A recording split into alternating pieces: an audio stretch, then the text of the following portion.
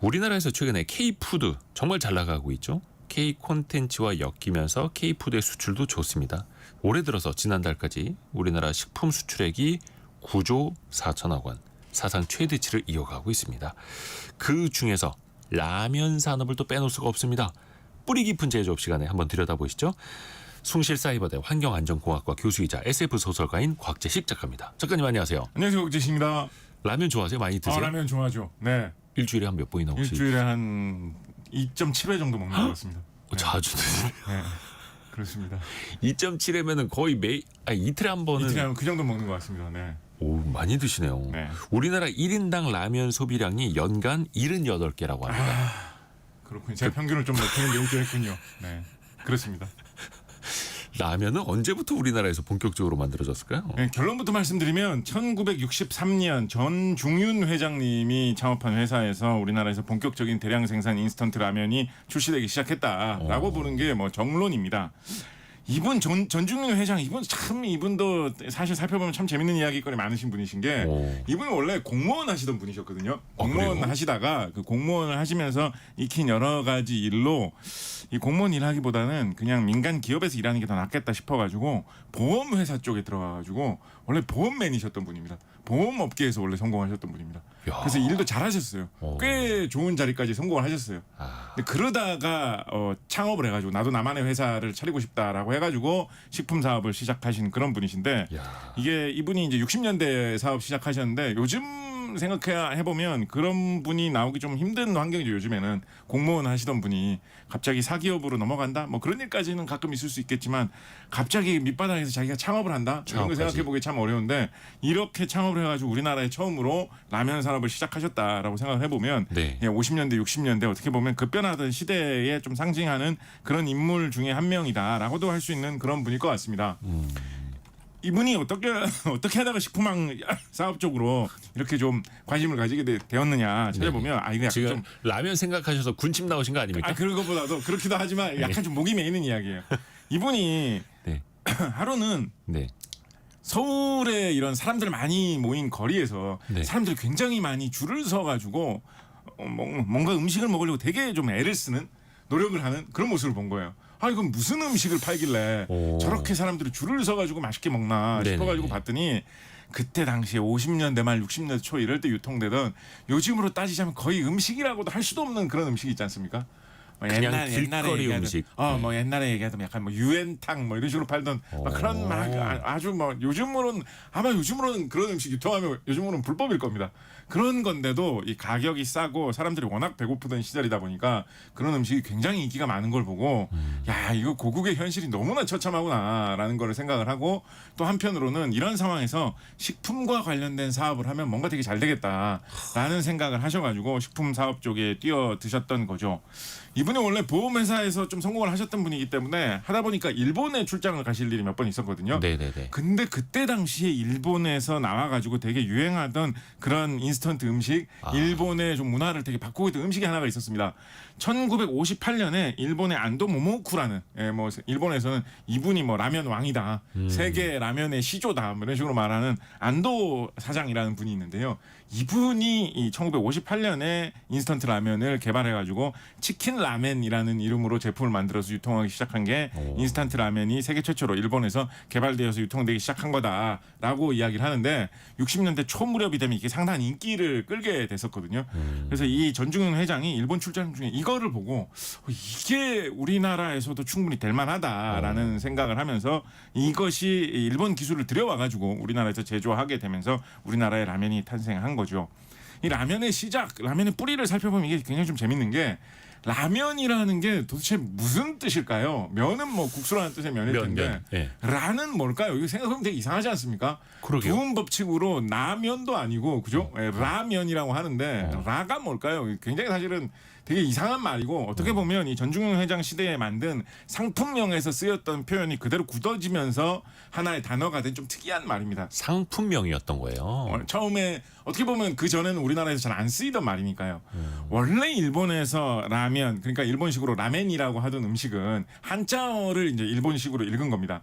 그런데 이 한자어 단어가 뭐냐라고 찾아보면 이게 참 이상하고도 참 모순적인 게 랍면이라는 한자어를 일본식으로 발음한 라멘이 이제 라면이 되었다라고 봅니다. 면은 네네. 국수라는 뜻이고 그러면 랍이 무슨 랍자냐라고 하면 납치한다라고 할 때 납자거든요. 네, 그 이상하잖아요. 무슨 납치하는 국수 뭐 이상하잖아요. 면발을 근데 납치하는 네, 거예요? 그런데 일본에서 왜 라멘, 랍면이라는 말이 쓰이기 시작했냐면 네. 일본에서 인스턴트 라멘이 나오기 전에 이미 인스턴트 아닌 라멘이 있었어요. 요즘 우리나라에서도 뭐 일본식 라멘 이런 가게 가 보면 인스턴트 라멘이 아닌 일본식 라멘이라는 걸 팔지 않습니까? 그냥 그 가게에서 직접 끓여주는 그렇죠. 거. 예, 그게 옛날부터 일본에 있었는데 일본에서는 그 라멘이 중국 음식이라고 생각을 했어요. 예, 중국적인 음식이라고 생각했습니다. 화교나 뭐 중화요리 가게, 중국 식당에서 판매하는 그런 가게라고 생각을 했고 네. 그런 면의 특징은 뭐냐면 랍 손으로 밀가루 반죽을 납치해가지고 밀가루 반죽을 땡겨서 면을 만들어내는 게 이 음식의 가장 특징적인 거다라고 생각을 했기 때문에 이 랍면이라고 하는 일본 음식은 참 모순적이게도 요즘은 그게 인스턴트 음식의 대표인데 원래는 이게 수타면이라는 뜻으로 손으로 면을 뽑는다라는 뜻으로 랍면이라는 말을 일본에서 쓰기 시작했고 그게 라멘으로 바뀌었고 우리나라로 건너와가지고 라멘이라는 말을 그냥 쓰려고 하다 보니까 너무 일본 말 같잖아요. 그래서 면이라는 말은 이게 국수라는 걸 알리기 위해서 우리나라 한자어 발음에 면이라는 발음을 그대로 살리고 앞에 라는 좀 이국적으로 일본어식의 발음에 라를 그대로 남겨놔가지고 우리나라에는 라면이라는 표기가 굳어지게 된 거죠. 그래서 일본 인스턴트 라면은 어떻게 보면 일본이 원조기 때문에 전 세계에서 이 비슷한 인스턴트 라면이 팔릴 때 다 라멘이라는 일본식 표기로 많이 진열이 돼서 팔리고 있었는데 요즘에 말씀하셨던 대로 우리나라 라면이 전 세계에서 되게 인기가 많아지면서 요즘은 새로 설치하는 매장일수록 외국에서도 이 라멘 코너를 예전처럼 RAMEN 라멘이라고 안 쓰고 RAMYUN 라면이라고 쓴 다음에 거기에 일본의 인스턴트 라면들도 같이 전시해 놓는 그러니까 어떻게 보면 우리가 역전했어요, 역전. 우리가 후발주자인데 좀 뒤집은 역전했어. 역전한 그런 경향이 생겼습니다.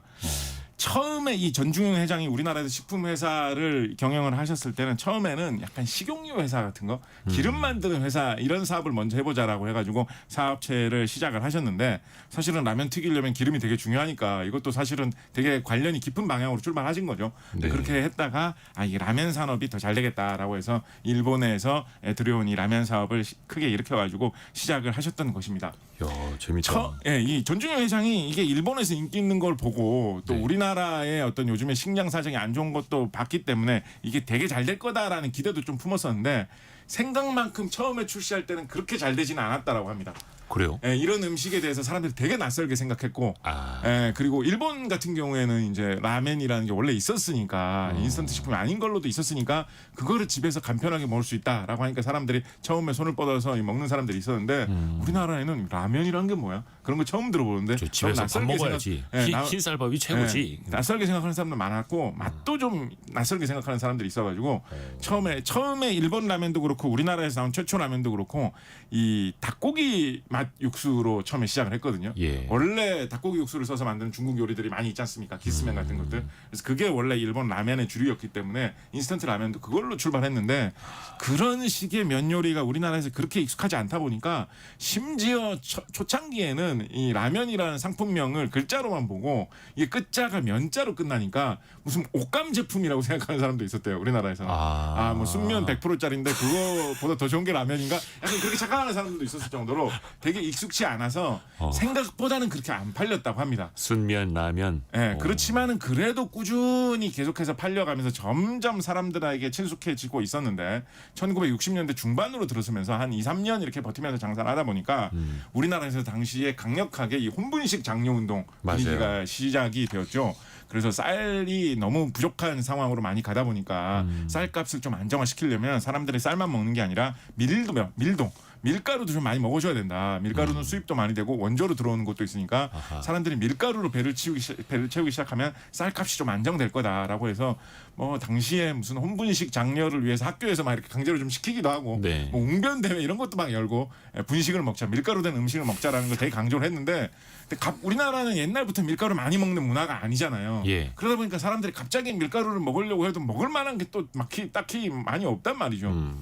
뭐 그래서 사실은 그때 당시 뭐 떡볶이 이런 것도 유행하기 시작했는데 아하. 라면이 밀가루 음식으로 먹기에 좀 만만한 음식이었죠. 그렇다 보니까 그때 당시에 인기를 많이 얻기 시작했고 그렇게 라면이 각계각층에 이렇게 많이 스며들다 보니까 사람들이 라면 먹을 때 이 한국인들 입맛 때문에 아마도 그랬겠죠. 한국 사람들 짜장면 먹을 때도 고춧가루 뿌려 드시는 분들 많이 계시지 않습니까? 맞아요. 그러니까 라면 이게 나온 제품은 이 치킨 라면이라고 해가지고 닭고기 육수 베이스에 그냥 이 삼삼한 그런 맛의 라면이었지만 거기에 고춧가루 뿌려 드시는 분들이 되게 많았던 거예요. 뭐 일설에는 뭐 정치권의 되게 고위층에서 네. 이 라면 회사에 전화를 걸어가지고 내가 고춧가루 항상 뿌려서 먹는데 좀 더 아예요 이거를 탑재해가지고 아예 제품 출시하면 더 편하지 않겠느냐 어. 그런 얘기를 했다라는 이야기도 있습니다. 매운 라면. 네, 아마도 뭐 실제로 그런 전화를 안 받았다고 하더라도 그런 문화가 있었기 때문에 이런 얘기를 어느 정도 했을 거예요.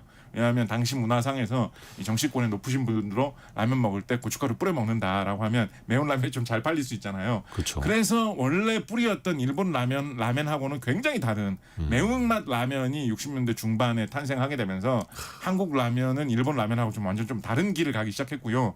그 후로 무슨 뭐 소고기 육수 베이스의 라면이다, 뭐 라면의 틀을 갖고 있지만 사실은 뭐 볶음면처럼 나오는 라면, 무슨 뭐 곰탕 맛 라면, 뭐 해물 맛 라면, 약간 우동 느낌 비슷한 라면, 가지각색의 라면들이 그쵸. 굉장히 많이 등장을 하면서 1980년대에 웬만한 우리나라의 재벌 기업들이 식품 쪽으로 사업을 확장해 보려고 하면 라면 사업에는 다 한 번씩 이렇게 손을 대봤을 정도로 라면 경쟁이 굉장히 치열해지는 가운데 라면 산업이 급성장을 하면서 아까 말씀하신 대로 우리나라는 라면 소비량도 굉장히 많은 라면 대국이 되었고요. 라면 생산량, 수출량에서도 굉장히 세계적으로 그렇죠. 거대해진 이 라면의 공화국이 되었습니다. 야, 우리가 요즘에 해외에서 진짜 미국 사람들도 라멘이라고 안 하고 라면이라고 하거든요. 네. 우리가 왜 김치래 외국 사람들이 기무치라고 발음하면 되게 기분 나쁘잖아요. 근데 라멘을 라면이라고 하면 참 기분 좋죠. 근데 우리 수출 사업도 잘 되고 있고 아까 그 전중윤 그 창업 회장이 네. 만들었던 그 회사가 이제는 식품 회사 중에서도 시가총액이 가장 큽니다. 그 회사가 주식이 너무 빨리 오른다 그래가지고 미국의 반도체 회사랑 비슷하다라 그래서 뭐 면비디아 뭐 이런 식으로 부른다라는 이야기 있었었죠. 면비디아, 삼비디아 이렇게 되는 거죠. 이 그 말씀하신 그 회사가 처음 창업해가지고 공장 세웠을 때 서울 성북구의 하월곡동 쪽에 공장을 세워가지고 예. 거기서 사업을 했었고 그러다가 거기에 사업 부지가 좀 부족해져가지고 도봉구에 공장을 크게 세워서 운영을 했었거든요. 도봉구 공장을 꽤 오래 운영을 했었습니다. 예. 근데 지금 뭐 다 아파트 단지로 바뀌었고 그래서 그 흔적이 좀 안 남아 있는데 어떻게 보면 거기가 현재 세계 라면 문화의 발상지 같은 곳 아니겠습니까? 우리나라 이 라면 문화의 고향과 같은 곳인데 그런 흔적이 좀 안 남아 있다라는 사실이 좀 아쉽기도 하고요.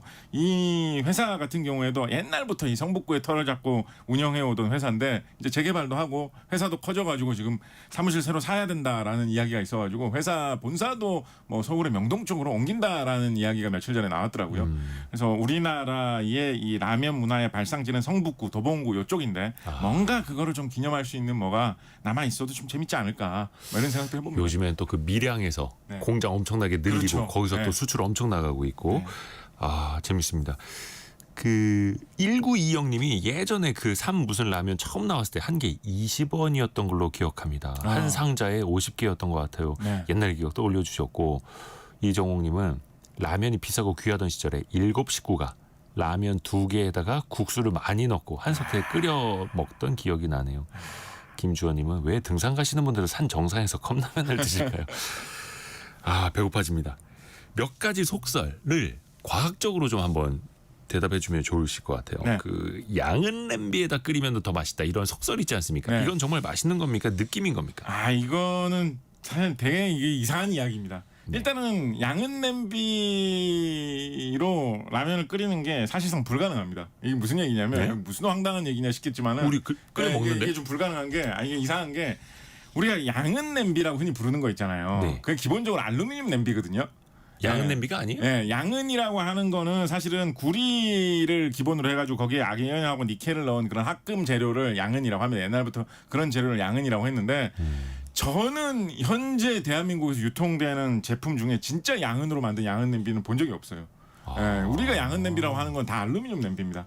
근데 왜인지 모르게 옛날에 그러니까 양은이라고 이름이? 봤던 재질하고 재질이 좀 비슷해 보여서 그냥 양은 냄비라고 부르기 시작한 게 그냥 퍼져서 굳어졌겠죠. 우리가 요즘 색깔도 누런색이잖아요. 그렇죠. 그거 근데 원래 그게 그 코팅 벗겨지면 안에 알루미늄 딱 알루미늄 같은 색깔 딱 보입니다.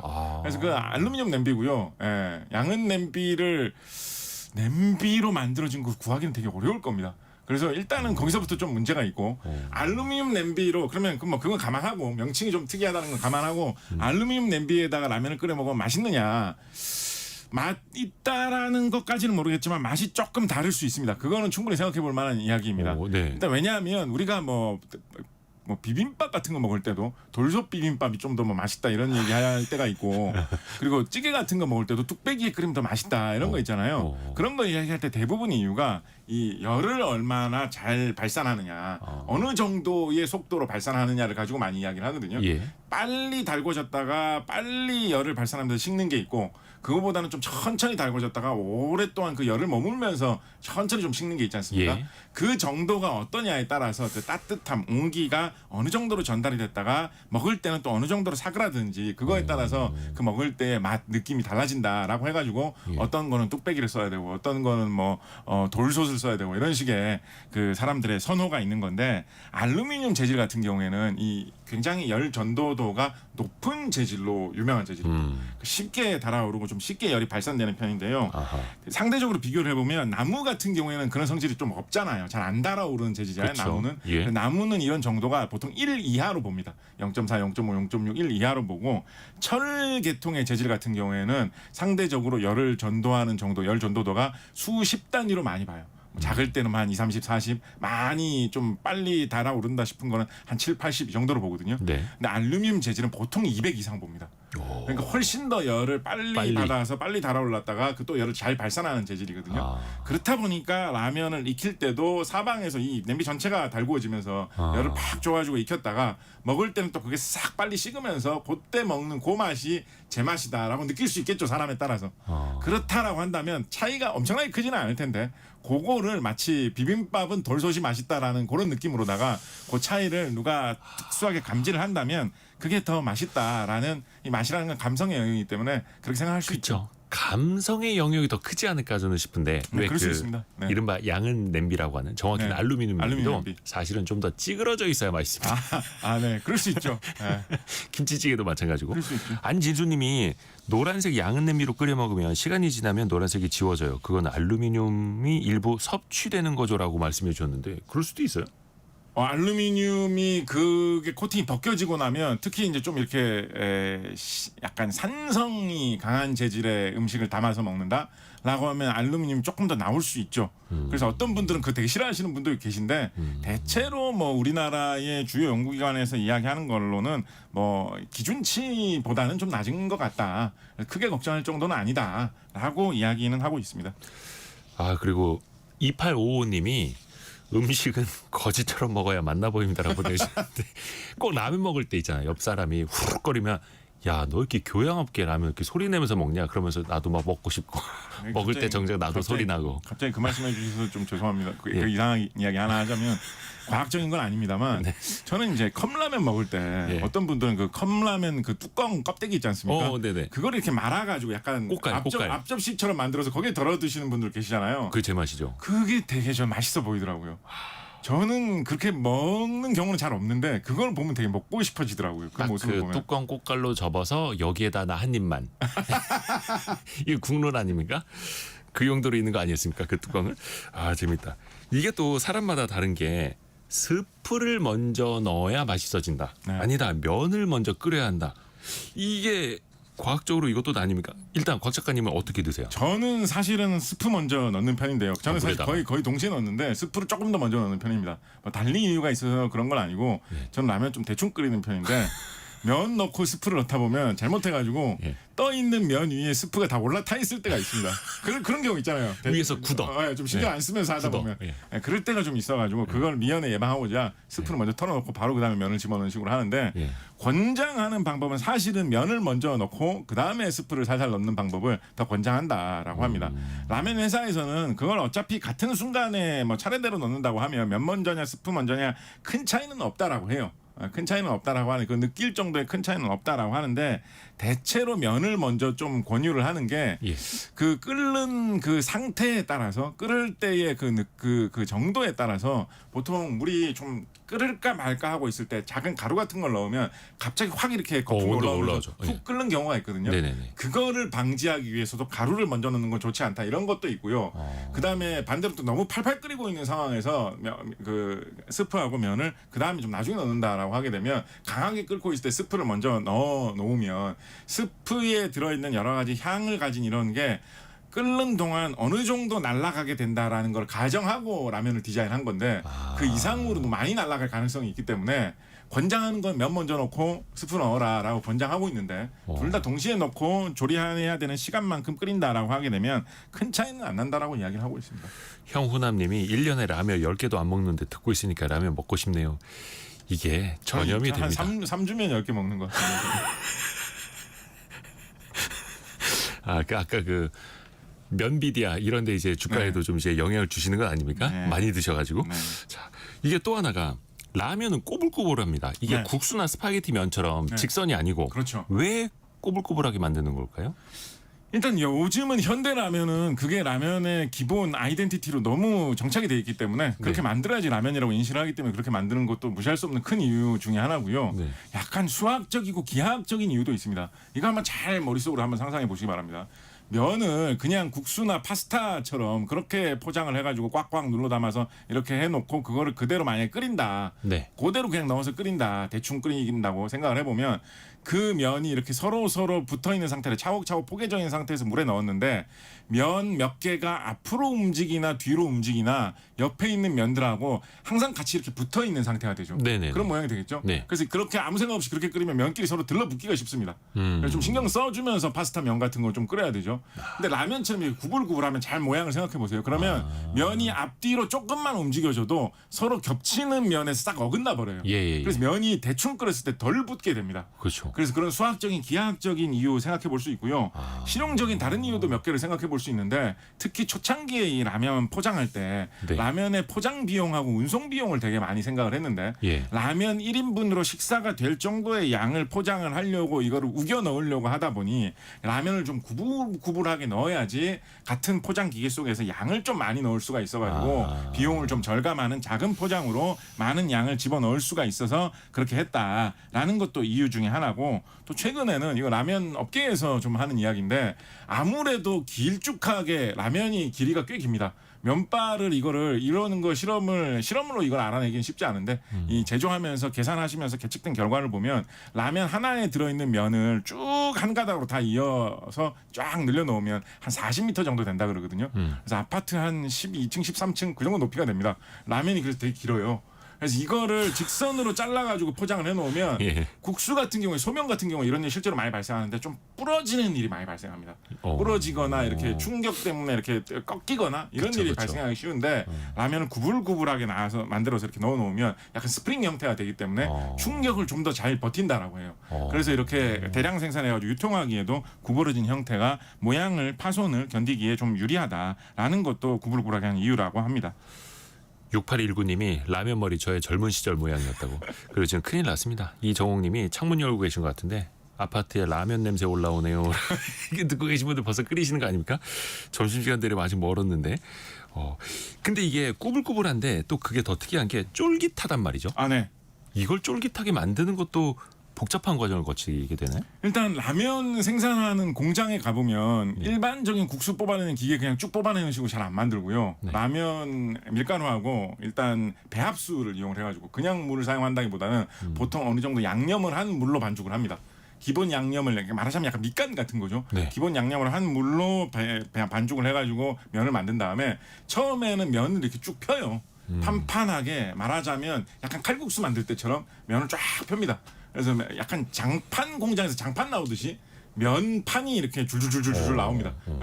그 공장에서는 흔히 면대라고 하는데 네. 면대가 이렇게 줄줄줄 나오면 그거를 이제 자르고 면발 모양으로 이렇게 모양을 잡아가지고 네. 면을 쫙 만들어내는 거죠. 그렇게 하고 나면 처음에는 어떻게 하냐면 그거를 증기나 이런 걸 이용해가지고 한번 찝니다. 그래서 라면을 흔히 이제 뭐 튀긴 면이다라고 많이들 생각을 하는데 그 유탕면이라고 유탕철이면 유탕면이라고 해가지고 그게 이제 기본이라고 많이 생각을 하는데 네. 라면을 익히는 기본 단계는 사실은 튀기는 거는 나중 단계고요. 기본적으로는 찌는 게 일단 기본 단계입니다. 그 상태에서도 대충 면 요리로 만들어서 먹으려면 먹을 수도 있어요. 어느 정도 익혔겠네요. 이거요. 그래서 그렇게 했을 때 그게 그렇게 먼저 전처리를 했을 때 그 쫄깃하면서도 말랑한 그 촉감이 이제 나오게 되는 거고요. 그렇게 한번 한 다음에 한번 찐 다음에 그 다음에 튀깁니다. 150도 정도 온도로 튀겨가지고 그 다음에 튀긴 다음에 요즘 대형 라면 공장에 가면 아까 뭐 우리나라에 지금 새로 증설된 공장으로는 정말 큰 공장이 밀양에도 생겼고 네. 전통적으로는 구미 공장도 되게 큰 걸로 유명했고 아까 전중현 회장님이 세운 이 회사에서는 강원도에 이분 강원도 분이시거든요. 이분 전중현 회장 이분이 그래서 강원도에 무슨 대관령 쪽에 목장도 하나 뭐 크게 이분 회사에서 차리시고 해줬죠. 네. 이분 강원도 분이신데 그래서 이 공장 원주에도 되게 역사와 전통을 자랑하는 큰 라면 공장이 있습니다. 이런 공장이 되게 큰 규모로 생산을 해가지고 고속 생산 라인 같은 경우에서는 분당 라면이 100개씩 나오거든요. 네네. 라면이 1초도 안 되는 사이에 하나씩 뚝뚝뚝뚝 나옵니다. 라인 하나에서. 그래서 요즘에는 엑스레이 같은 걸로 라면 속에 이물질이 없는지를 검사를 하는데 대체로 자동 검사 시스템 많이 사용하고 있고요. 요즘에는 라면 공장에도 인공지능 굉장히 많이 도입이 돼가지고 카메라 같은 걸로 라면하고 그다음에 라면을 다루는 이 작업을 하는 사람들도 촬영을 해가면서 혹시 뭐 위생적으로 문제가 있는 게 감지되지 않는지 라면의 면의 모양이나 스프의 모양이 똑바른지 포장이 정확하게 밀봉되어 있는 모양으로 딱딱 나오는지 이런 거 요즘에는 카메라로 찍어가지고 인공지능으로 다 검사를 하면서 균일한 품질로 또 안전한 품질로 계속해서 대량 생산을 해내고 있다고 합니다. 와, 최경민님이 구미에 라면 축제 있다고 매번 대박이로. 이 라면 축제는 어느 지역에서 해도 늘 대박 날 것 같은데 지나가던 사람들이 안 들어오겠습니까 여기? 근데 이제 저는 구미시 같은 곳에서 이거 참 생각 잘했다라고 생각하시는 게 아까 말씀드린 대로 우리나라 라면의 본고장이라고 할 수 있는 곳은 성북구, 도봉구 이런 데가 사실은 시초인 곳이고 네네네. 강원도 이 전중현 회장도 강원도 연고지 예. 있으신 분이고 강원도 원주에서 라면 공장이 진짜 오래 지금도 가동되고 있고 진짜 오래 가동되고 있었던 거거든요. 네. 근데 우리가 약간 그 지역의 특성 유산이다라고 하면 뭐 조선시대 때부터 내려오던 어떤 무슨 뭐 건물이라 어떤 무슨 축제 뭐 이런 거만 이 도시의 개성이나 전통이라고 생각하는 경향이 많이 있잖아요. 근데 생각해 보면 이런 근현대의 산업 발전과 함께 등장한 것도 그 도시의 좋은 개성이 될 수 있을 것 같거든요.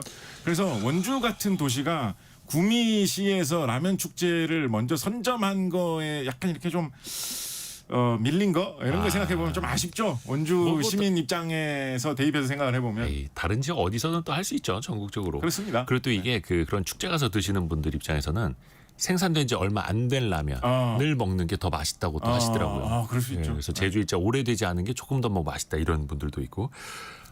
중간에 저희가 잠깐 라면 한 그릇 좀 하고 가고 싶은데 그럴 시간까지는 없고 뉴스는 한번 정리해드리겠습니다. 라디오 정보센터 잠시 다녀오고 우리 곽재희 작가와 이야기 이어갈게요. 라디오 정보센터 다녀옵니다. 백통현님이 식탁 위 라면 한 그릇에 우주의 만물 과학이 담겨 있다고 보내주셨고 아까 우리가 그 구미에 그 라면 축제도 이야기를 했는데 이상목님이 원주에서도 라면 축제하는 걸로 알고 있습니다. 해야죠. 김범철님은 익산에는 라면 박물관이 있어요. 익산에도 라면 공장 큰 곳 있죠. 네, 맞아요. 정말 전국적으로 해도 된다니까요. 네, 사실 안양이나 안성 같은 데도 또 라면 공장 큰 게 있어가지고 네, 그렇고 요즘에는 라면 공장이 우리나라 회사의 라면 공장이 뭐 미국이나 폴란드 이런 데도 막 생기고 있어가지고 나중에는 뭐 폴란드 무슨 바르샤바 라면 축제 뭐 이런 거 할 수도 있죠.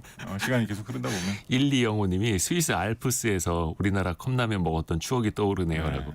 이게 어디 바다 낚시 가서 배 위에서도 마찬가지고요. 산 정상에서도 마찬가지고 유럽 가서도 맛있고 동남아 가서도 맛있고 어디서 먹어서도 맛있는데 근데 사실 라면 하면 빼놓을 수 없는 게 스프입니다. 네. 이 스프도 되게 과학적이라면서요. 그렇습니다. 사실은 스프를 어떻게 잘 만드느냐가 라면에서 정말 어떻게 보면 제일 중요하죠. 그게 맛의 가장 큰 차이를 만드는 거니까. 사실은 수많은 업체들이 어떻게 좋은 스프를 만드느냐를 가지고 그거를 최고의 기밀로 이거 뭐 기술 싸움이나 약간 뭐 스파이 뭐 이런 일도 많이 일어나는 게 사실 라면 스프와 관련된 이런 그 정도예요? 문제다라고 합니다.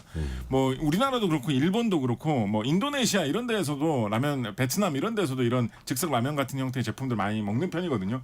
여러 나라에서 이런 라면 스프 제조 공법도 그렇고 그 라면에 들어가는 그 재료들의 배합비를 놓고도 그렇고 정말 어느 업계 못지 않은 그런 첨단 기술 전쟁 같은 게 많이 일어나는 분야가 이 라면 스프 만드는 방법이기도 합니다.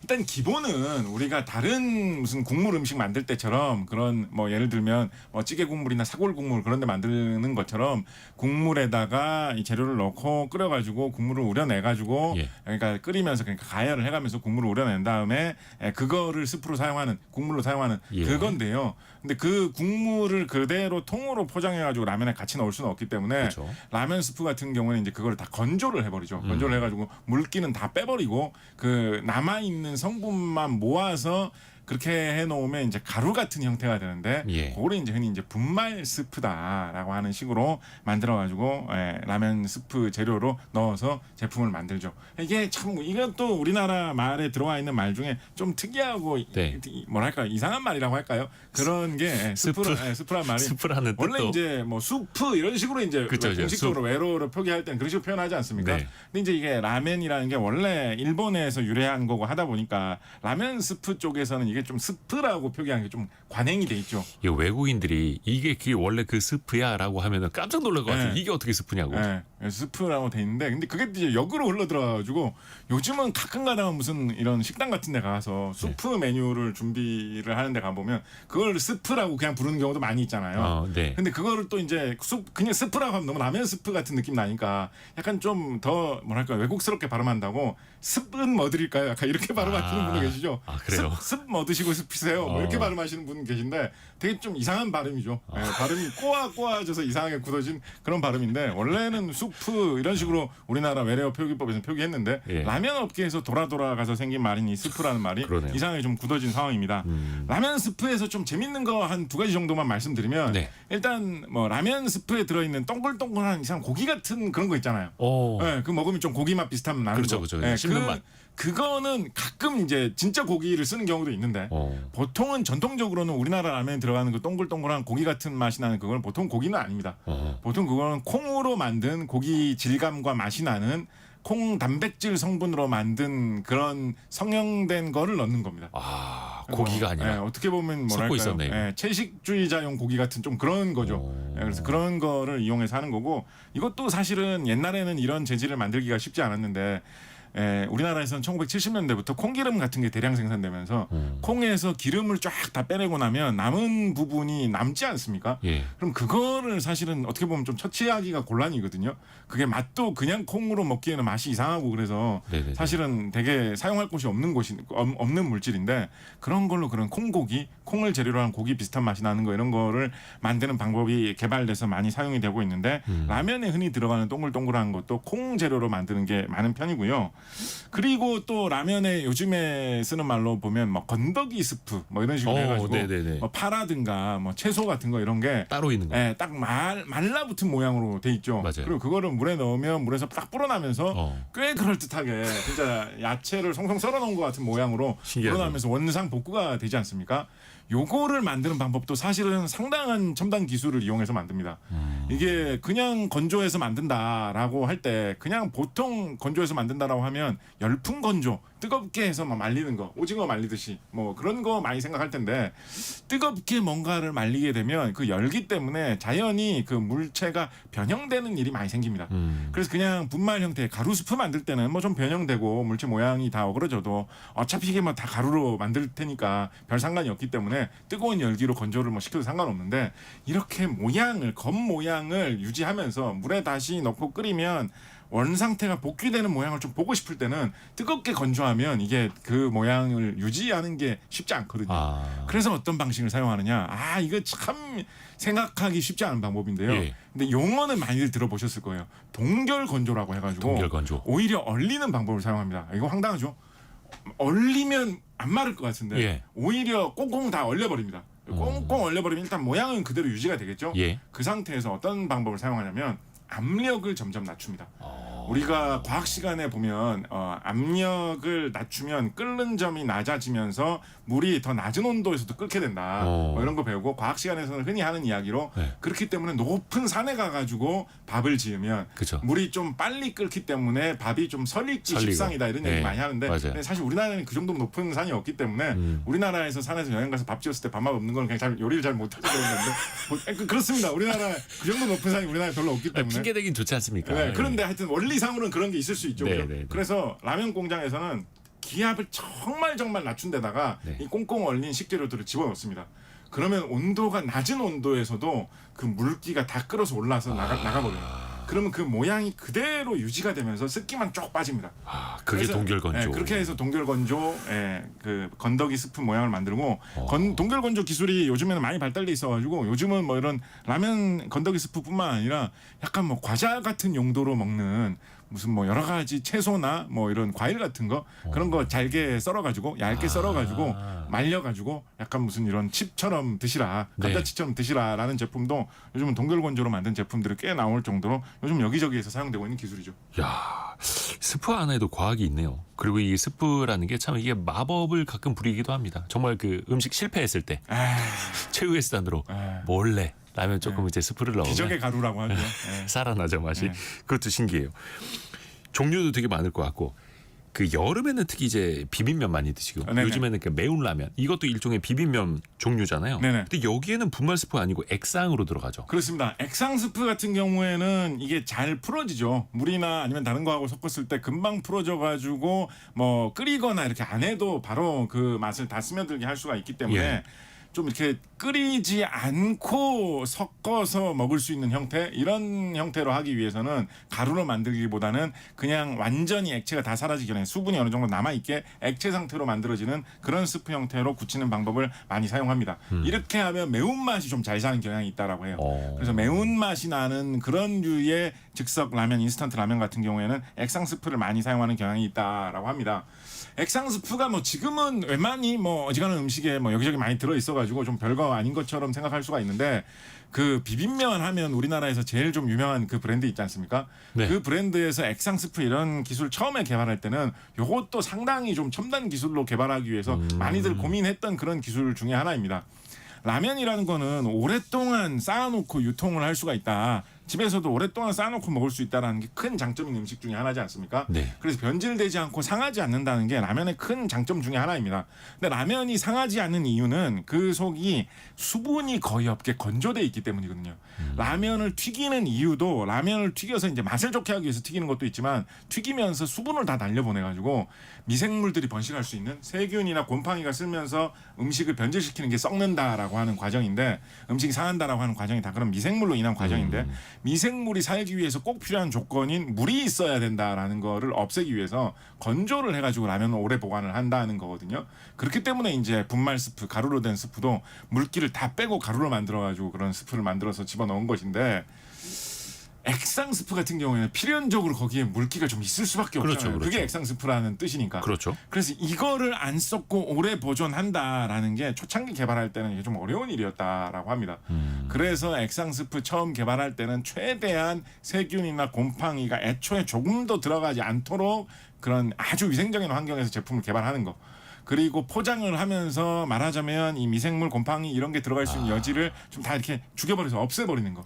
그리고 완벽하게 밀봉해가지고 외부로부터 이런 미생물이 들어가지 않도록 막는 거. 이런 거 미생물 억제 기술을 개발해가지고 액상 스프를 개발하기 위해서도 굉장히 좀 노력을 했다라고 하는데 이게 사실은 19세기 정도에 일어난 생물학의 큰 변화 중에 하나였거든요. 그 전까지만 해도 물체가 썩는다 이런 거는 오랜 시간이 지나면 물체는 그냥 저절로 썩어서 없어진다라고만 네. 생각을 했는데 19세기에 파스테르 이런 과학자들의 발견으로 인해서 미생물이 침입을 해서 번식을 하면서 그 음식을 먹어 치우면서 그게 변화하는 게 썩는 현상이지 세균, 곰팡이 이런 미생물의 유입이 완벽하게 차단이 되면 음식물은 썩지 않는다라는 게 밝혀졌는데 그거를 현대의 과학 기술로 완벽하게 실현을 해서 우리가 언제나 맛있는 비빔면 먹게 해주는 그 기술이 이 액상 스프를 만드는 미생물 억제 기술이다. 이렇게 보시면 되겠습니다. 대단하네요. 그리고 완전히 밀봉을 하고 동결 건조까지 한 뭐 가루스프 같은 경우에는 훨씬 더 그런 유통기한이 더 길 수도 있겠네요. 그렇게 만들 수 있죠. 예. 그럴수록 또 원가도 더 낮아질 수 있는 거고. 그렇습니다. 이야, 이 안에 과학이 있습니다. 아, 시간이 거의 다 됐는데 벌써 그렇군요. 백동현님이 왜 일반 봉지라면보다 컵라면이 더 맛있을까요? 이것도 뭐 주관적일 수 있겠습니다만 맛이 기본적으로 조금 다릅니다. 달라요. 예, 일단 컵라면 같은 경우에는 물을 끓이지 않고 그냥 끓는 물 그 자체의 온기 그대로 익혀야 되기 때문에 좀 잘 익게 만들어야 되죠, 그죠? 잘 익게 만들어야 되기 때문에 면발 자체를 일단 좀 가늘게 만듭니다. 네. 면발이 굵지 않아도 내부까지 다 익을 수 있도록 예. 표면적을 최대 이것도 참 물리학 화학에서 되게 많이 하는 그런 과학 이론, 공학 이론 중에 하나인데 표면적을 전체 부피 대비 넓게 외부에 노출되는 면적이 많게 하면 반응이 더 빨리 일어난다. 그렇죠. 이런 거 과학 법칙으로 많이 이야기하는데 그 법칙이 그대로 적용이 돼가지고 면발이 더 가늘게 만들어서 더 쉽게 익게 만드는 그게 하나가 있고요. 그리고 대체로 이거는 뭐 완벽한 기술적인 건 아닙니다만 대체로 라면 회사의 분들이 컵라면 같은 경우에는 일반 봉지 라면보다 간을 약간 더 세게 하는 경향이 있다고 합니다. 그래요? 왜냐하면 일반 라면은 집에서 이렇게 평범한 식사로 먹는 것인 반면에 컵라면은 보통 야외에서 급하게 먹는 게 많기 때문에 좀 정신없이 먹는 와중에도 뭔가 맛있다라는 느낌을 주기 위해서 그리고 컵라면 먹으면서 사람들이 극히 뭐 건강식을 따지고 이렇게 별로 생각 안 하거든요. 집에서 라면 먹을 때는 그런 생각을 많이 하다 보니까 라면은 확실히 너무 짠 것 같아 이런 생각하면 좀 안 좋을 수 있기 때문에 좀 덜 짜게 하는 반면에 컵라면은 라면 간을 약간 세게 하는 경향이 있다고 합니다. 그래야지 사람들이 먹을 때 더 즐겁기 때문에 그래서 컵라면이 봉지라면하고 맛이 실제로 조금 다르기도 하고요. 면이 잘 익으라고 밀가루뿐만 아니라 좀 더 빨리 반응하는 감자 전분 같은 거를 컵라면 만들 때는 좀 더 쓰기도 한다고 합니다. 다르네요. 이 과학. 아까 최경민님이 침대도 과학, 라면도 과학. 재밌게 들었습니다. 곽재식 작가였습니다. 고맙습니다. 감사합니다. 감사합니다. 벌써 마칠 시간이네요. 내일은 주말이 시작되죠. 토요일